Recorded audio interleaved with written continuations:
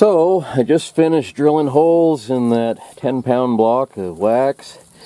Made pretty good flakes. And that should, there's a big chunk, I'll have to shave that down. But that should melt in pretty good into the sun.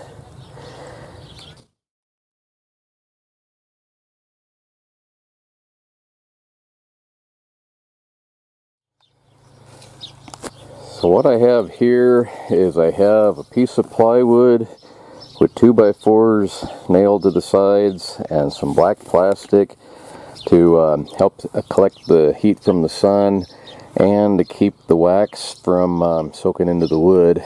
I have some fine sand from down by the river, and I got a layer of wax on here waiting for the sun to melt it.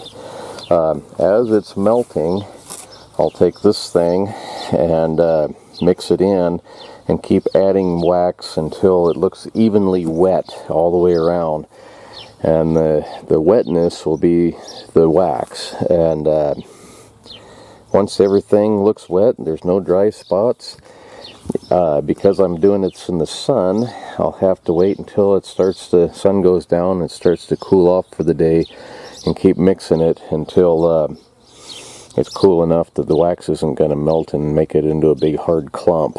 So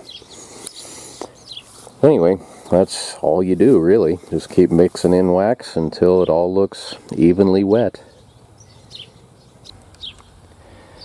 So after several days of 90 degree, 100 degree temperatures and things, and mixing in a little bit of wax at a time, this is what we end up with. It looks like just regular old sand.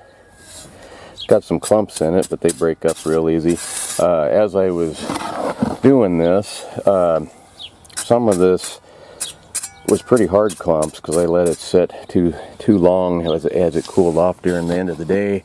So I took an egg beater on a drill and broke them up, but now they break up really easy. Okay, so here's the difference between dirt that's not wax and dirt that is.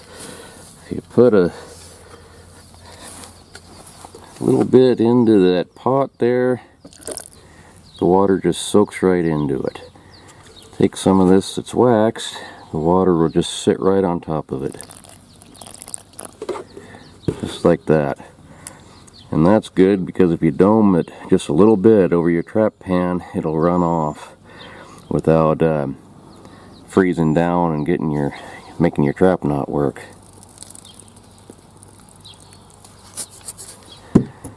Just like that. It's kind of expensive. The wax takes quite a little bit of wax to do this, but I tell you what, it's worth it when your traps will still fire instead of just soaking up and being a hard frozen ball. I got probably five gallon buckets worth in here, so that should do me for the season. And this nasty looking stuff is fish oil. This one was a sucker. This one here was some trout heads. That one there is beaver tail oil. It's the inside kind of gristle stuff that's inside of a beaver tail. And that last one is rattlesnake oil. And it's all just sun rendered. The lids are on loosely to keep the flies out. That beaver tail oil, it's tight because that was actually from last year. I don't think it's going to build up anything, but I'm still getting oil out of it. I've already taken off quite a little bit off of that one.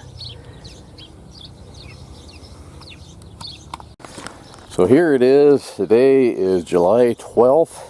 And a long ways from trapping season yet, but as you can see, trapping is kind of a year-round thing. If you're not setting traps and checking them, you're getting ready for setting traps and checking them. So thank you very much for watching, and we'll see you next time. Have a good trapping season this year.